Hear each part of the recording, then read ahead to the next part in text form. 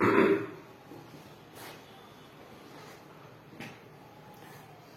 Morning. आज की class हमारी community based rehabilitation, district rehabilitation centres and types of disabilities के ऊपर रहेगी। तो इसके ऊपर है कि आप लोग बैठिए और इसके ऊपर हम लोग आज बात करते हैं, डिस्कस करते हैं। थैंक्स।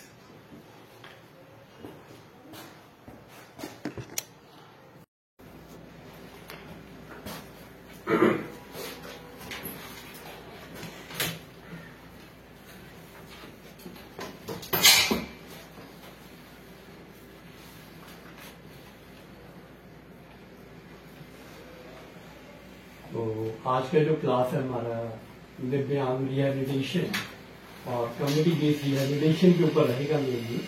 एंड बीच में हम टाइप्स ऑफ डिसेबिलिटी भी डिस्कस करेंगे।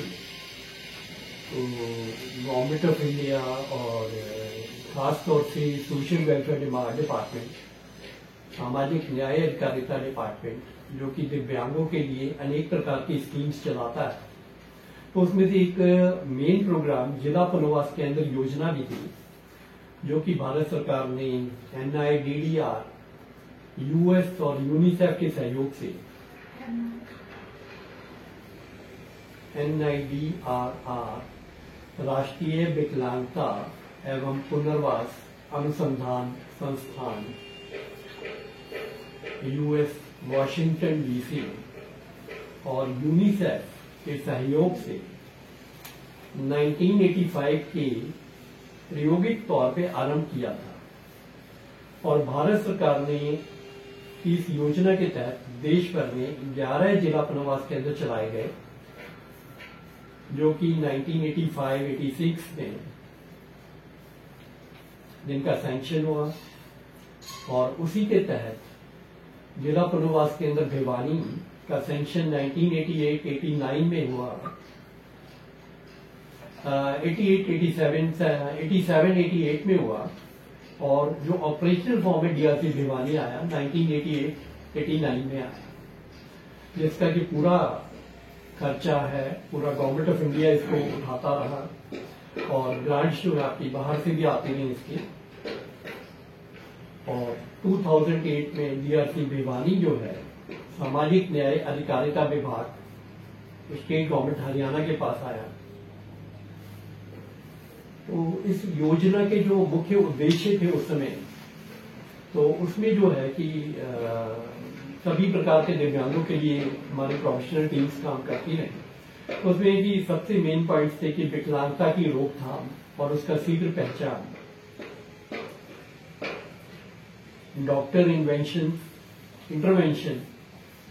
and surgical correction, supported aid appliances and artificial limbs, various types of therapies के द्वारा ट्रीटमेंट करना,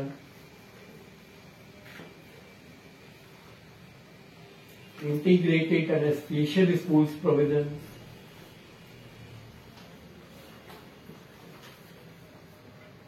वोकेशनल ट्रेनिंग प्रोग्राम्स,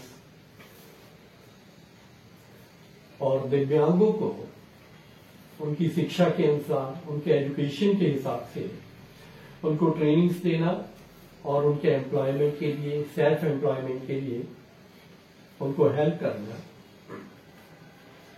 और सरकार की अनेक योजनाओं के तहत उनको scholarship, disability pensions, old age pension दिलवाने में सहयोग करना। और सोसाइटी में अवेयरनेस, अलर्टनेस लाने के लिए कार्य करना, जिसके लिए कि हमारे सभी प्रोफेशनल्स ग्रामीण अंचल में रहने वाले दिव्यांगों के लिए रिहेबिलिटेशन प्रोग्राम के तहत उनके लिए कार्य करते थे। और इसमें जो गांव में जो कैंप्स लगाए जाते थे, ये मल्टीपर्पज रिहेबिलिटेशन असिस्टेंट और आंगनवाड़ी वर्कर्स हैं, उनकी मदद से ये कैंप्स लगाए जाते थे, जिसमें कि सबसे पहले गांव में सर्वे होना, डिसेबल को आइडेंटिफाई करना और उसके बाद प्रोग्राम्स चॉक आउट करना। और उसमें जो प्रोफेशनल्स की मोबाइल टीम जो जाती थी तो उसमें मुख्य रूप से उसमें डॉक्टर्स का होना, डॉक्टर्स उस टीम में होते थे, therapist, physio occupational therapist, audiologist come speech therapist,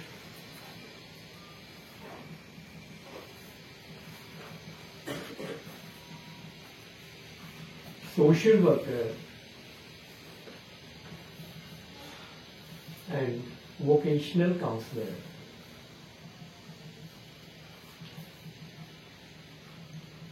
Prosthetic and orthotics specialist, क्योंकि इन कैंपों में दिव्यांगों को असेस करते थे, असेस करना, डायग्नोज करना और रिहैबिलिटेशन प्लान विद सर्विसेज तैयार करना।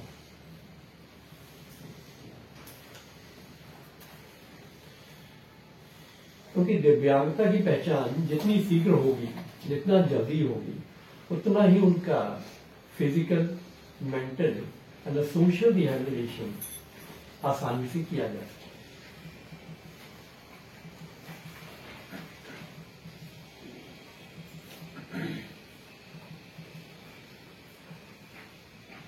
वर्ल्ड वाइड काफी फेमस दिव्यांग लोग भी रहे हैं जिन्होंने बड़ी सारी परेशानियों पर विजय पाकर के अपना नाम स्थापित किया है। इसमें मेन हेलन केलर, जो कि जन्म से ही नम थे, सुन नहीं पाते थे, बधिर थी वो, और गरीब अमेरिकन परिवार से आती थी और बाद में वो दृष्टिहीन भी हो गई। और इन्होंने ही ब्रेल, बाद में जो है ब्रेल को जन्म दिया। ब्रेल लैंग्वेज जो विजुअली हैंडीकैप के लिए है वो हेलन केलर ने ही किया था। इसी में एक नाम आता है गॉड डेवियस का। ये अमेरिकन लड़की दोनों पैरों से हैंडीकैप थी।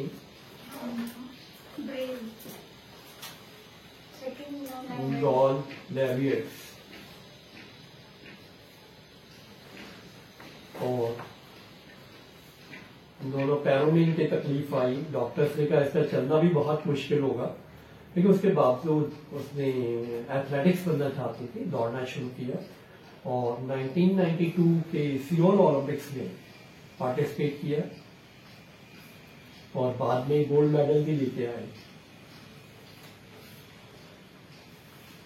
इसी प्रकार से भारत में सुधा चंद्रन हुई है, जिन्होंने अपना पैर खोने के बाद भी उनको डांस का बहुत शौक था, तो भरतनाट्यम में उन्होंने एक्सपर्टाइजेशन बनाए रखा और भरतनाट्यम डांस में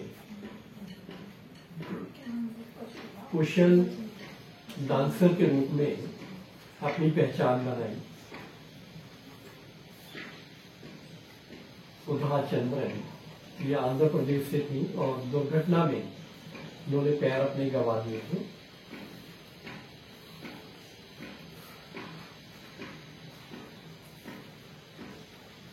इसी प्रकार और भी काफी दिव्यांग लोग हुए हैं, जिनमें से कुछ नाम आपके Surdas, Valmiki ji, great musician Beethoven, Ravindra Jain, Haridev Joshi, MG Ramachandran, Roosevelt Reagan, mister Reagan, president of US. अनेक ऐसे नाम हैं जिन्होंने दुनिया में अपनी छाप छोड़ी है। और इसमें एक नाम स्टीफन हॉकिंस, जिन्होंने बहुत बड़ी एक बुक लिखी है ब्लैक होल के नाम से।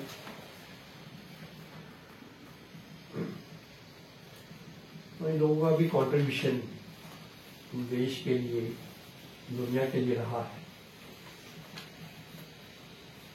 तो आज हम इसमें अभी डिस्कस करेंगे कि एक इम्पॉर्टेंट टॉपिक कि समुदाय का रिहैबिलिटेशन कैसे होता है। इनको कैसे ट्रीट करना चाहिए, किस प्रकार से हम इनको सोसाइटी में एस्टेब्लिश करते हैं। तो इसके ऊपर कम्युनिटी बेस्ड रिहेबिलिटेशन प्रोग्राम जो है, it was the future trendsetter in the field of rehabilitation.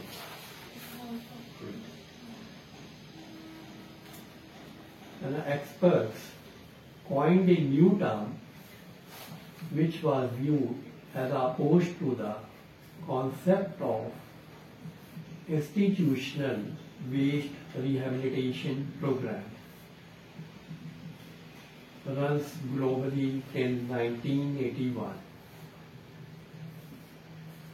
तो ये जो कम्युनिटी बेस्ड रिहेबिलिटेशन का कॉन्सेप्ट जब साइंटिस्ट ने, जब इंटेलेक्चुअल्स ने लिया, तो उससे पहले जो पॉपुलर था इंस्टीट्यूशनल बेस्ड रिहेबिलिटेशन पॉपुलर होता था, कि जहां पर बड़े बड़े इंस्टीट्यूट्स होते थे जो कि रिहेबिलिटेशन सर्विसेज देते थे, और वो खास तौर से मेट्रो सिटीज में, बड़े सिटीज में ही होते थे। तो पेशेंट्स को या जो दिव्यांग है उनको ट्रीटमेंट देने के लिए उन शहरों तक जाना पड़ता। तो जैसे दिल्ली है, बॉम्बे है, चंडीगढ़ है, तो वहां वो सेंटर्स होते थे। तो इसी प्रकार से पूरा वर्ल्ड वाइड यही था कि बड़ी बड़ी जगहों पर इंस्टीट्यूट्स होते हैं और वहां वो ट्रीटमेंट लेने के लिए जाया करते हैं। लेकिन बाद में कॉन्सेप्ट दिया है कि नहीं, ऐसे नहीं है, इसको कम्युनिटी बेस्ड रिहेबिलिटेशन करना पड़ेगा, ताकि हमारे जो एक्सपर्ट्स हैं, हमारे जो विशेषज्ञ हैं, वो टीम बना करके उनके लेवल तक पहुंचे वहां। तो उसमें doorstep services, door to door services का कॉन्सेप्ट लाया, और उसमें जो साइंटिस्ट है और ये मोबाइल टीम है गाँव तक जाना शुरू हुई, और वहां पे उनके गांव के लेवल पर, ब्लॉक लेवल पर और डिस्ट्रिक्ट लेवल पर ये प्रोग्राम परफॉर्म करना शुरू किए। तो ये सर्विसेज उनको ग्रामीण एरिया तक मिलना आरंभ हो। इसी के तहत डीआरसी भिवानी जो है done A commendable job in district Bhiwani, जबकि रिहेबिलिटेशन जो है that is a continuous process, it can not be ended. And DRC Bhiwani is the only center in Haryana, in the state of Haryana, which is providing comprehensive rehabilitation services on the basis of CVR.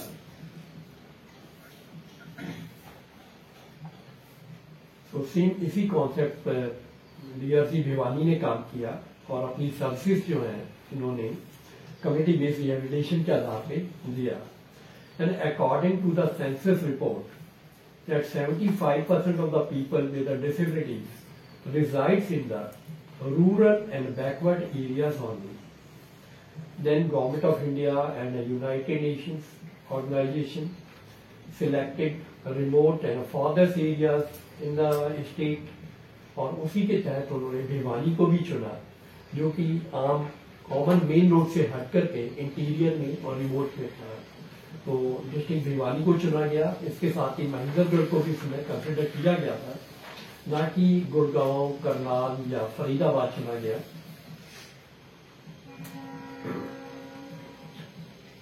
And we contribute to the welfare and advancement of the children's people throughout the district.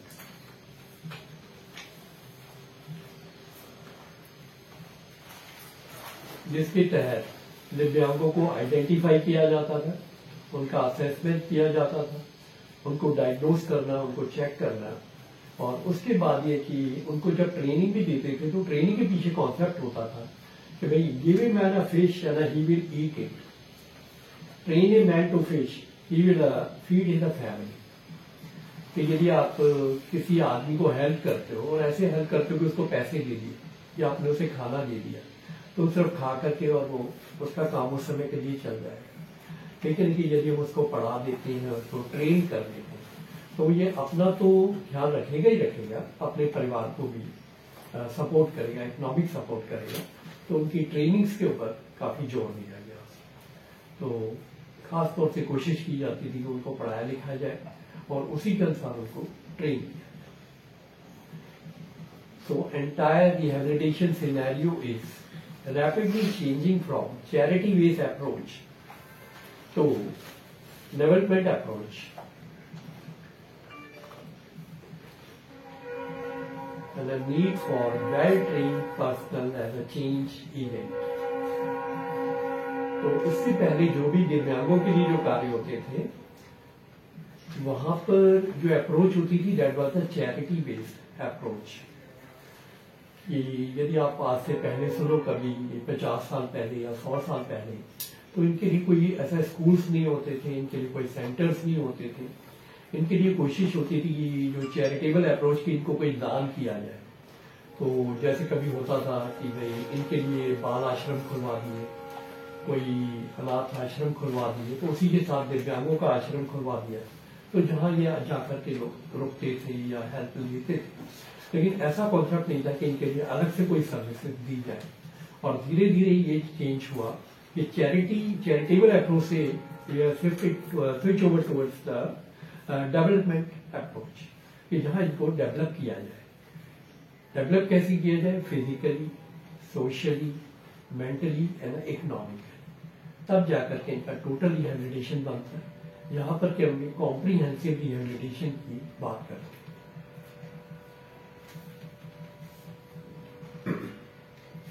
So proposed programs aims to develop a skilled personnel to work at the community level, especially in the rural tribal areas, urban impoverished areas. It will provide rehabilitation services to unreached and new career opportunities.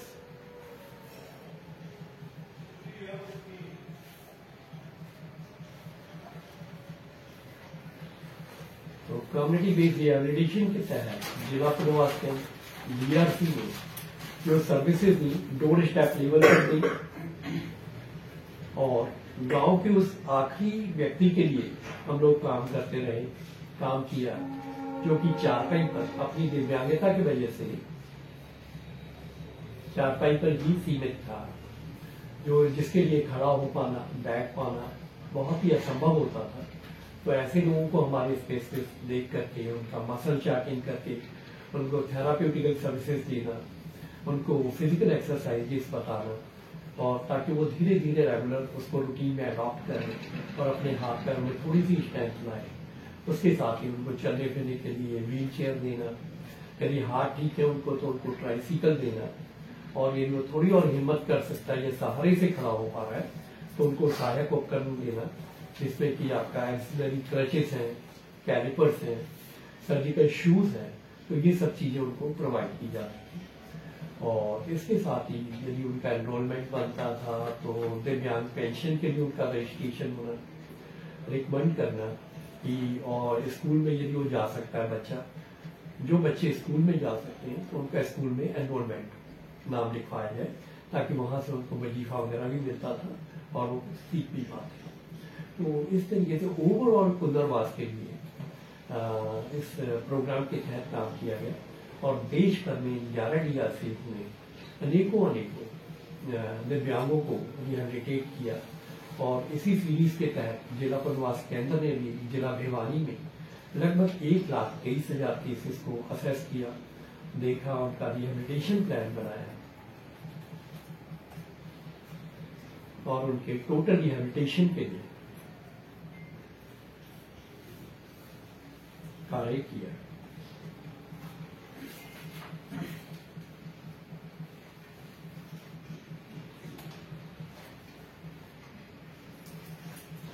और इसके add appliances का जो खर्चा था उस समय तक, तो भारत सरकार ने उसको वहन किया, और लगभग 2 से 4 करोड़ रुपए तक उस समय तक जो है दिव्यांगों के लिए एक सीरीज में 1989-90 से लेके 2008 तक इनके लिए व्यय किया गया। उसके बाद स्टेट गवर्नमेंट ने भी टेक ओवर करके उस समय तक इन कार्यक्रमों को सहयोग दिया। और इसी सीरीज के तहत गवर्नमेंट ऑफ इंडिया ने नए DDRC प्रोग्राम तैयार किए। तो जो DDRC स्कीम है ये हर डिस्ट्रिक्ट में कंपल्सरी किया गया है। और ये दिव्यांगों के लिए जो सेंटर्स हैं, रेड क्रॉस सोसाइटीज और रजिस्टर्ड ऑर्गेनाइजेशंस के तहत ये प्रोग्राम शुरू किए गए हैं, किए जा रहे हैं। और आजकल गवर्नमेंट ऑफ इंडिया का इसके ऊपर एक्सरसाइज जोर दिया जा रहा है कि हर डिस्ट्रिक्ट में DDRCs खोले जाए ताकि हर विकलांग तक पहुंचा जा सके, क्योंकि सिर्फ 11 या 12 डिस्ट्रिक्ट्स में काम करके आप सब तक नहीं पहुंच पाते। तो हर डिस्ट्रिक्ट में इनको कंपल्सरी किया गया है। लेकिन ये PPP के तहत इसमें यह है कि प्राइवेट सेक्टर्स आपका रिहेबिलिटेशन और रेड क्रॉस के साथ मिलकर के गवर्नमेंट इसको डिजाइन कर रहे हैं। और इसी में गवर्नमेंट ऑफ इंडिया ने अभी मेगा कैंप्स लगाने शुरू किए। मेगा कैंप्स के तहत दिव्यांगों को एड अप्लायंसेस, आर्टिफिशियल लिम्स,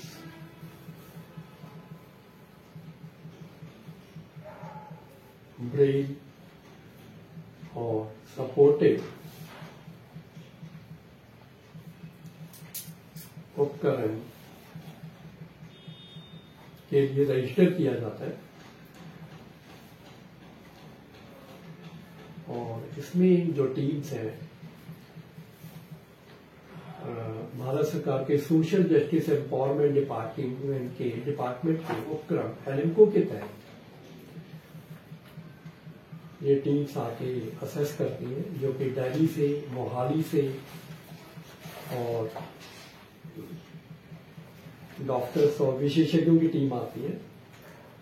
और ये रेड क्रॉस के सहयोग से हर डिस्ट्रिक्ट में कैंप्स लगा के उपयुक्त दिव्यांगों का रजिस्ट्रेशन करते हैं।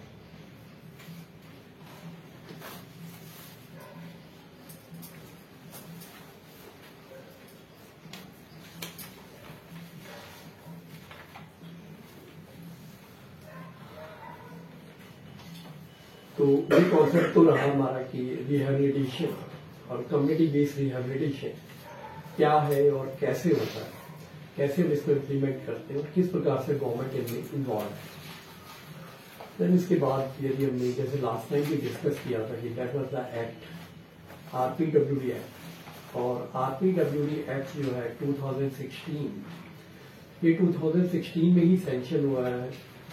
दिसंबर में 27 दिसंबर को ये सैंक्शन हुआ था, अप्रूव हुआ था। देन उसके बाद ये 2017 में, जून 2017 में इम्प्लीमेंट हुआ और इसने रिप्लेस किया पुराने एक्ट को, PWD एक्ट 95। तो उसके बाद RPWD एक्ट के नाम से 2016 आप साइट पे जाते हैं तो आपको दिखाई देगा और इसके सभी डिटेल्स आपको इसमें मिल पाएंगे। तो इसके तहत बताना चाहेंगे कि जो डिसेबिलिटीज, बेसिक डिसेबिलिटीज 7 थी, 7 डिसेबिलिटीज के ही एक्सटेंशन ब्रांचेस उसी में और डीपली अध्ययन करते हुए और ऑब्जर्व करते हुए नई डिसेबिलिटीज को भी ऐड किया गया और ये बेसिक 7 से 21 हो गए। उसमें 14 डिसेबिलिटीज और नई ऐड हो गई। तो इसमें मुख्य रूप से हम देखते हैं कि जैसे फिजिकल डिसेबिलिटीज है, तो फिजिकल डिसेबिलिटीज में पहले लोकोमोटर और लैप्रोसी क्योर पेशेंट्स को हम डील करते थे। सेरेब्रल पॉल्सी भी इसमें डील होता था। और अभी इसको बढ़ाते हुए हमने dwarfism, muscular dystrophy and acid attack victims को भी इसमें ऐड किया है, शामिल किया है। इसी प्रकार से विजुअली इंपेयरमेंट में blindness and low vision cases देखे जाते हैं। हियरिंग इंपेयर्ड में deaf, speech and language disability cases को इंक्लूड किया गया है। इंटेलेक्चुअल डिसेबिलिटीज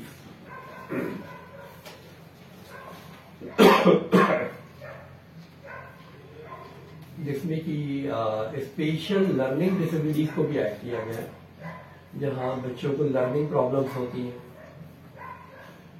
जैसे कि 6 लिखा है तो कई बार बच्चा उसको 9 पढ़ता है ना, तो इस तरीके की दिक्कतें और भी लर्निंग प्रॉब्लम्स है, तो उसको भी इसमें अभी इंक्लूड किया गया है। तो ये भी आपका इंटेलेक्चुअल डिसेबिलिटी के साथ ही इसको लिया है। उसमें आगे बढ़ते हैं तो ऑटिज्म स्पेक्ट्रम डिसऑर्डर ASD को इसमें लिया गया। That is a chronic neurological condition, mental behaviour and mental illness को इंक्लूड किया गया, जबकि मेंटल रिटार्डेशन पहले से था, इसमें इंक्लूड था। मल्टीपल स्क्लेरोसिस, इसमें की नर्वस सिस्टम में प्रॉब्लम आती है, नर्वस सिस्टम डिसऑर्डर है ये। Parkinson disease, that is the progressive disease of the nerve system. Parkinson's old age problem है और लोगों में जब आती है एक बार कभी बढ़ती है, दैट इज द प्रोग्रेसिव। उसके लिए काफी मेहनत करनी पड़ती है, काफी एक्सरसाइज रखो, ट्रीटमेंट रेगुलर इसमें चाहिए होता है, तो इसको भी इसमें इंक्लूड किया गया। और इसके साथ ही हमारे ब्लड डिसऑर्डर्स हैं, जिसमें कि हीमोफीलिया,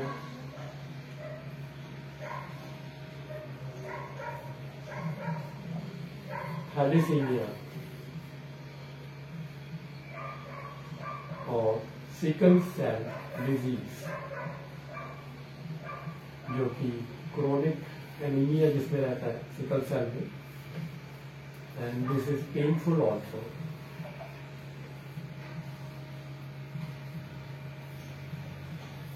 से थैलीसीमिया में जो है हीमोग्लोबिन का जो अमाउंट है वो रिड्यूस हो जाता है, तो थैलीसीमिया को भी काउंट किया है। और हीमोफीलिया को, हीमोफीलिया में होता है कि ये ना जो क्लॉटिंग एबिलिटीज है, क्लॉटिंग एबिलिटी जैसे खून ब्लड आया तो उसको एकदम क्लॉट आना चाहिए, बाद में क्लॉटिंग हो जानी चाहिए, तो वो नहीं हो पाता ये, तो वो प्रॉब्लम होती है।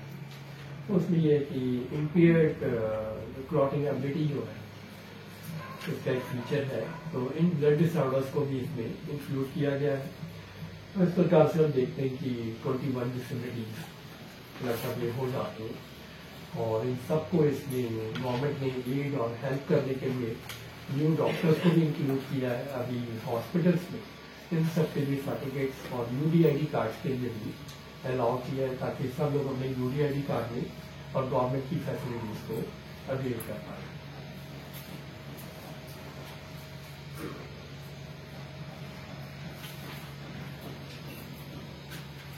तो कंक्लूड यदि हम करते हैं तो हम देखते हैं कि नोट करना आप लोग क्या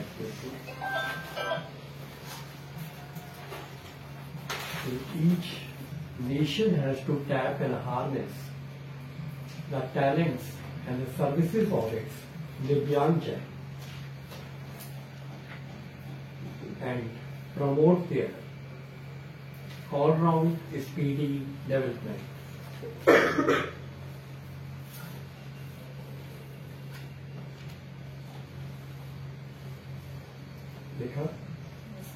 Second point is need for their early rehabilitation through skill development and income generating activities.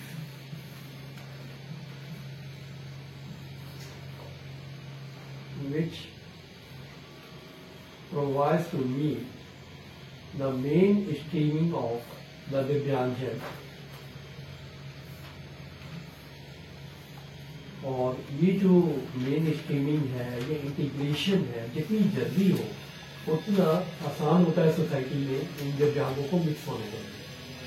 तो इसीलिए अभी इंटीग्रेटेड एजुकेशन प्रोग्राम्स है जो गवर्नमेंट के प्रोग्राम्स हैं, तो उसमें प्रमोट किया जाता है कि जो दिव्यांग बच्चे हैं वो नॉर्मल बच्चों के साथ भी पढ़ें, ताकि वो एक दूसरे को समझ पाए, क्योंकि बाद में ओवरऑल सोसाइटी में सबने एक साथ मिलकर काम करना है, तो इसके लिए सर्व शिक्षा अभियान गवर्नमेंट जोर देती है ताकि ये बच्चे भी गवर्नमेंट स्कूल में एडमिशन लेंगे और उनके साथ ही पढ़ करके बड़े होना ग्रो होना ताकि एक दूसरे को समझने में आसानी है।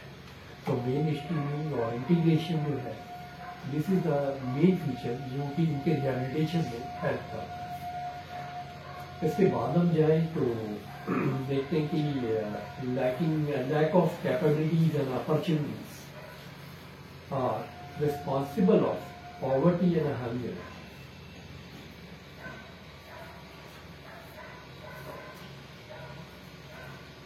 आदमी यदि कैपेबल नहीं है, आदमी का कोई हुनर नहीं है, उसके पास कोई ट्रेनिंग नहीं है या उसको काम नहीं सीखा हुआ है, तो उसको जिंदगी में जो है दिक्कतें ज़्यादा फेस करनी पड़ती है ना। दीज आर द थिंग्स जो कि रिस्पॉन्सिबल फॉर होती है पॉवर्टी के लिए। तो जो गरीबी है उसका एक मुख्य कारण ये रहता है कि लैक ऑफ कैपेबिलिटीज है, आपकी अपॉर्चुनिटीज है, तो ये यदि नहीं मिलती तो आदमी को उठना मुश्किल हो जाता है। तो बहुत जरूरी है कि इनको ट्रेन किया जाए, इनको स्किल डेवलपमेंट प्रोग्राम के तहत ट्रेनिंग दी जाए, वोकेशनल ट्रेनिंग प्रोग्राम्स में इनको एनकरेज किया जाए। तो जब भी आप ऐसे लोगों को, ऐसे बच्चों को फील्ड में मिलते हैं तो उनको एनकरेज करें कि आप ट्रेनिंग में जिस भी चीज़ में आपका इंटरेस्ट है, हाथ से काम करने वाले और पेंटिंग का काम है, सिलाई का काम है, या जो भी वो समझ सकें कर सकें, ऑटो मैकेनिक का काम है, तो ये काम यदि वो सीखेंगे तो अपने पैरों पे उनको खड़ा होना आसान रहता है और उसकी जो बेसिक चीजें हैं फाइनेंशियली उनको सपोर्ट होगा। तो दीज आर द फंडा मान लो कि जब भी कोई ऐसे लोग मिले तो उनको भी आप ट्रेनिंग लो, उसमें को सीखो, सेल्फ एम्प्लॉयमेंट की तरफ बढ़ो, अपने अपने काम शुरू करोगे तो उसके लिए एनकरेज करना।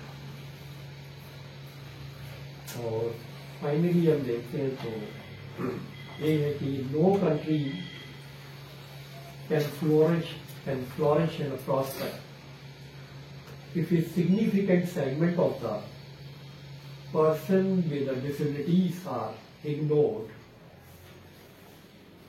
and their contributions are not capitalized. So no country can flourish and prosper if a significant segment of the PWDs are ignored and their contributions are not capitalized. कि जैसे हमारे देश भारत में भी सर्वे की रिपोर्ट के अनुसार 2,68,00,000 लोग हैं और 2,68,00,000 लोगों को यदि हम ऐसे ही छोड़ दें, ठीक है ना, उनकी तरफ ध्यान ना दें, उनको अपनी विकलांगता से लड़ने दें, तो यह कि उनके लिए तो नुकसान है ही है, ये देश के लिए भी भारी नुकसान। तो ये कि हमें चाहिए कि हम उनको जो है कि ट्रेन करें, उस ह्यूमन रिसोर्स जो हमारे पास है उसको ट्रेन करके, उसको डेवलप करके अपने देश के लिए भी उसको यूटिलाइज करें। और ये जो चीजें जब है कि जो उनका जो कॉन्ट्रीब्यूशन ये वो देश के लिए करते हैं तो उसको हम कैपिटलाइज फॉर्म में देश के लिए बेनिफिट कर सकते। तो इनको ट्रेनिंग्स करना, इनको डेवलप करना, इनको स्किल देना, ये हम लोगों का गवर्नमेंट का मुख्य ध्येय है आजकल, इनको प्रोग्राम्स में इनको डेवलप किया। And inter agencies coordinations, multi sectoral collaborative approach is required for total rehabilitation of these दिव्यांगजन।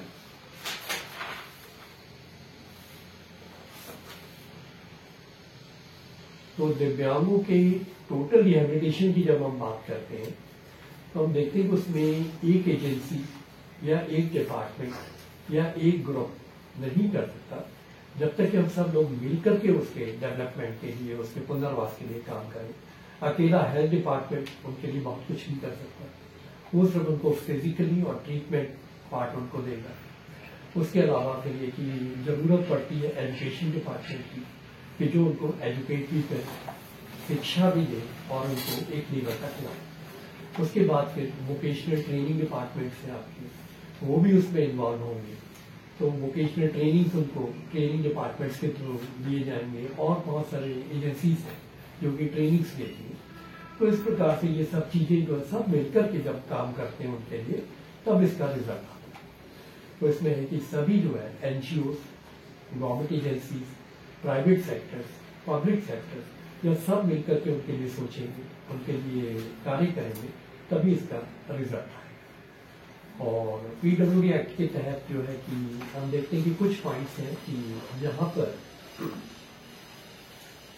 हमारा एम्फेसाइज कर रहे हैं, गवर्नमेंट एम्फेसाइज कर रही है उनको बैरियर फ्री एनवायरनमेंट दिया जाए, ऐसा एनवायरनमेंट दिया जाए कि ताकि वो आने जाने में उनको बहुत ज्यादा दिक्कत ना हो, बैरियर फ्री हो, उनके लिए रैंप्स का, स्लोप्स का, लिफ्ट्स का प्रोविजन किया जाए। जो बेड रिडन है, सीवियर पेशेंट्स हैं, उनको केयर गिवर्स की सुविधा दी जाए। और we are emphasising on the inclusive education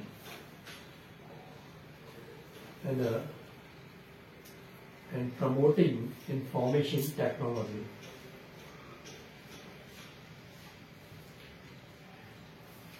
और यहाँ पे बहुत जरूरी है कि पर्सन विद बेंचमार्क डिसेबिलिटीज, तो जो बेंचमार्क डिसेबिलिटी एक नई टर्म इसमें ली गई है, ये कम से कम उसको 40% और 40% से ज्यादा उसकी विकलांगता होनी चाहिए, तभी वो एलिजिबल है गवर्नमेंट के बेनिफिट्स लेने में, गवर्नमेंट की सुविधाएं लेने में। तो मिनिमम डिसेबिलिटी इस बेंचमार्क डिसेबिलिटी के तहत कवर करते हुए मिनिमम उसका 40% एंड मोर डिसेबिलिटी उसको होना चाहिए। इसी प्रकार से गवर्नमेंट प्रमोट कर रही है उनके लिए ट्रांसपोर्ट सिस्टम को प्रमोट करने में मॉडिफाइड ट्रांसपोर्ट सिस्टम से यूनिवर्सल डिजाइनिंग है कि यूनिवर्सल डिजाइनिंग जो भी प्रोडक्ट्स हैं, जो भी सिस्टम है, वहां एक यूनिवर्सल डिजाइनिंग हो,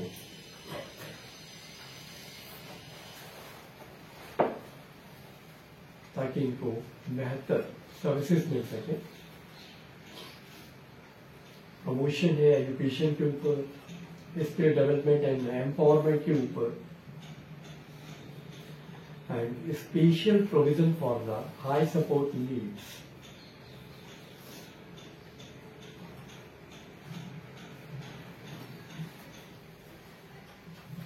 ताकि इनको अच्छे वैल्यू साइंटिफिक एड अप्लायंसेस और इंस्ट्रूमेंट्स दिए जा सके, ताकि इनको मेन स्ट्रीमिंग में और पुनर्वास में ट्रेनिंग के लिए सुविधा हो सके। तो ओवरऑल रिहेबिलिटेशन के लिए गवर्नमेंट इन सब चीजों के ऊपर एम्फेसाइज कर रही है। इसी को ध्यान में रखते हुए कोई भी नई स्कीम जो है लागू हो रही है, उसी पर ही सब लोग कार्य कर रहे हैं। तो दैट्स सफिशिएंट आज के लिए।